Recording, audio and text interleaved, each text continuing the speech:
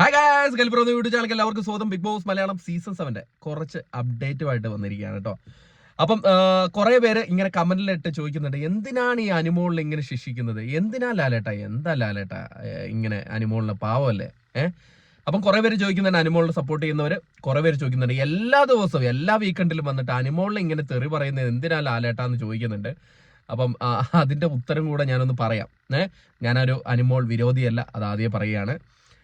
സംഭവം എന്ന് പറഞ്ഞു കഴിഞ്ഞാൽ, ഈ തവണ അതായത് നാളെ അനുമോളിനെ എടുത്ത് എയർ ഫ്രൈ ചെയ്യുന്നുണ്ടെന്നാണ് അറിയാൻ കഴിഞ്ഞത്. അതിന്റെ കാരണം എന്ന് പറയുന്നത്, നമ്മുടെ അക്ബറിനെ കുറിച്ചിട്ട് അത് നിങ്ങൾക്ക് മ്യൂട്ട് ചെയ്തിട്ടാണ് കാണിച്ചത്. അതായത് അക്ബർ നിന്നത് ഈ പണ്ടൊക്കെ കോളേജിൽ ബസ്സിൽ പോകുമ്പോൾ പെണ്ണുങ്ങളുടെ ബാക്കിൽ നിൽക്കുന്ന ആണുങ്ങളെ പോലെയാണ് അക്ബർ നിന്നത്. അക്ബർ ഒരു കാണ്ടാമൃഗമാണ്. അക്ബറിന്റെ അടുത്ത് വരുമ്പോൾ ഒരു സ്മെല്ല് വരുന്നു. അക്ബറിന്റെ അടുത്തേക്ക് പോകാൻ പറ്റുന്നില്ല എന്നൊക്കെ ഒരാളെ കുറിച്ച് പറയുകയാണ്. അത് ശരിക്കും പറഞ്ഞാൽ, അത് ഒരാളെ കുറിച്ച് അങ്ങനെ പറയുന്ന ഒരു വ്യക്തിഹത്യ നടത്തുന്നതെന്ന് പറഞ്ഞാൽ അത് ഭയങ്കരമായിട്ടുള്ള ഒരു ഇഷ്യൂസ് ആണ്. ഇപ്പം നമ്മൾ ഒരാളെ വിളിച്ച് അങ്ങോട്ടും ഇങ്ങോട്ടും സംസാരിക്കുന്ന പോലെയല്ല. ഒരാളുടെ പറയുന്നത് നീ കാണ്ടാമൃഗം, അത് ബോഡി ഷെയ്മിംഗ് ആണ് നടത്തുന്നത്. അത് ബോഡി ഷെയ്മിങ്. നീ മൃഗത്തെ പോലെ ഇരിക്കുന്നു എന്നൊക്കെ പറയുക. നിന്റെ അടുത്ത് വരാൻ നീ കുളിക്കാറില്ല, നിന്റെ ദേഹത്തെ സ്മെല്ലാണ്, നീ അടുത്ത് വരരുത് എന്നൊക്കെയാണ് നമ്മുടെ അനുമോള് പറഞ്ഞിരിക്കുന്നത്. അപ്പൊ അതൊരു സീരിയസ് ഇഷ്യൂ ആണ്. അതുകൊണ്ടായിരിക്കും ലാലേട്ടൻ ഇത്തവണയും അനുമോളിനെ പിടിച്ച് കുടയുന്നതെന്നാണ് എനിക്ക് തോന്നുന്നത്. പിന്നെ ഏറ്റവും വലിയൊരു കാര്യം അനുമോൾ പറഞ്ഞത്, നീ ബാക്കി വന്ന് നിന്നത് ആ കാര്യത്തിനല്ലേ എന്ന് പറഞ്ഞത്, അത് ഭയങ്കര മോശമായിട്ട് ഒരു കാര്യമാണ്. കാരണം അത് ബീപ്പടിച്ച് കളയുന്ന, അത് ജയ വെച്ച് തുടങ്ങുന്ന സംഭവമാണ് പുള്ളിക്കാരി പറഞ്ഞിരിക്കുന്നത്. ജാ വയ്ക്കാനല്ലേ നീ ബാക്കി വന്ന് നിൽക്കുന്നത് എന്നൊക്കെ ഉള്ള അത് ബീപ്പടിച്ച് കളഞ്ഞിരിക്കുകയാണ്. പക്ഷെ അനുമോൾ പേഴ്സണലായിട്ട് നമുക്ക് ഒരു വിരോധമില്ല. പക്ഷെ ഇങ്ങനെയുള്ള പ്രവൃത്തികൾ ചെയ്യുന്നതുകൊണ്ട് അനുമോളുടെ നാവാണ് പ്രശ്നം.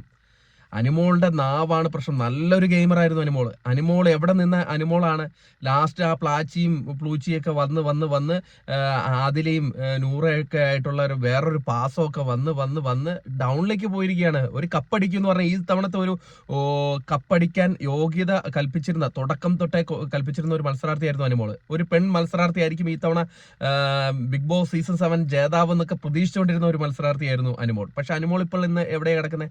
അനുമോളുടെ ഗെയിം മാറി. അതാണ് ഞാൻ പറയുന്നത്, ബിഗ് ബോസ് ഹൗസിൽ 100 ദിവസം ഫേക്ക് ആയിട്ട് ഒരാൾക്ക് നിൽക്കാൻ പറ്റില്ല. അയാളുടെ തനി ക്യാരക്ടർ ഏതെങ്കിലും ഘട്ടത്തിൽ പുറത്തു വരും. അങ്ങനെയാണ് പലരുടെയും ക്യാരക്ടർ പുറത്തു വന്നത്. ഷാനവാസിന്റെ ക്യാരക്ടർ പുറത്തു വന്നത്, അതും അങ്ങനെ പലരുടെയും ക്യാരക്ടർ പുറത്തു വരുന്നത് അങ്ങനെയാണ്. അപ്പം പ്രേക്ഷക പിന്തുണ കുറയും. അതാണ് ലാലേട്ടൻ ഇന്ന് പറയുന്നത്, നിങ്ങളെ വികാരങ്ങളെ കൺട്രോൾ ചെയ്യാൻ പഠിക്കണമെന്ന് പറയുന്നത്. ഇപ്പം ഷാനവാസിന്റെ തന്നെ, ഷാനവാസ് ഏത് ലെവലിൽ നിന്നിരുന്ന മത്സരമായിട്ട് നിന്നു. പക്ഷെ ഷാനവാസിന്റെ വികാരത്തിന്റെയും ഷാനവാസ് സംസാരിച്ച രീതിയുടെയും പേരിൽ ഷാനവാസ് ഡൗൺ ആയിപ്പോയി.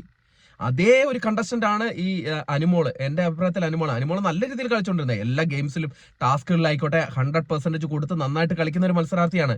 പക്ഷെ അനുമോളുടെ നാക്ക്, പിന്നെ അനുമോളിനെ സ്നേഹിക്കുന്നവരെ അനുമോളിനെ തിരിച്ചറിയാൻ പറ്റുന്നില്ല. അനുമോളുടെ ബാക്കിൽ വെച്ച് ആരൊക്കെയാകണം കുത്തുന്നതെന്നോ എന്നും തിരിച്ചറിയാം. പണ്ട് ശൈത്യ എന്ന് പറഞ്ഞ ഒരു കട്ടപ്പ ഉണ്ടായിരുന്നു. ഇപ്പൊ നൂറയും ആദിലയും അനുമോളുടെ മുഖത്ത് ചിരിച്ചിരുന്നിട്ട് പുറത്ത് പോയിരുന്നിട്ട് അനുമോളിനെ കുറ്റം പറയുന്നത് ഇതുപോലും മനസ്സിലാക്കാൻ പറ്റുന്നില്ല. അത് ഒരാളുടെ ഏറ്റവും വലിയ ഫോൾട്ടാണ്.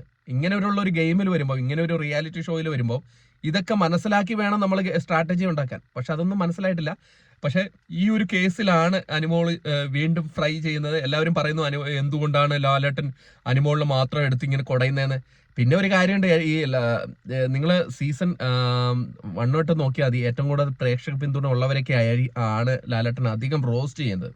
ഈവൻ അനീഷ് ആയിക്കോട്ടെ, ഷാനവാസ് ആയിക്കോട്ടെ, നമ്മുടെ അനുമോള ആയിക്കോട്ടെ, അങ്ങനെ ചിന്തിച്ചാൽ മതി. ഇവിടെ ആരും പേഴ്സണൽ ഗ്രഡ്ജ് ഇല്ല.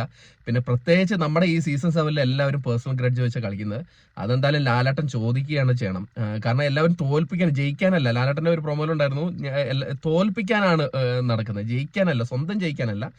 അവൻ ജയിക്കരുത്, എനിക്ക് കിട്ടിയില്ല അവനും കിട്ടരുത് എന്നുള്ളൊരു കാഴ്ചപ്പാടാണ്. അപ്പം അനുമോൾ ഫാൻസിനോട് പറയാ, അങ്ങനെ ഒരു സംഭവമില്ല. ഇത് ഇങ്ങനെ ഒരു ഇഷ്യൂ ആയതുകൊണ്ടാണ് ലാലേട്ടൻ ചോദിക്കുന്നതെന്നാണ് അറിയാൻ കഴിഞ്ഞത്. അപ്പം എവിക്ഷൻ നാളെ കാണിക്കും. നിങ്ങൾക്ക് അറിയാലോ, നമ്മുടെ ലക്ഷ്മി അമ്മ അത് തന്നെ ഊഹിച്ചാൽ മതി. അപ്പോൾ അടുത്തൊരു വീഡിയോ ആയിട്ട് കാണുന്നവരെ.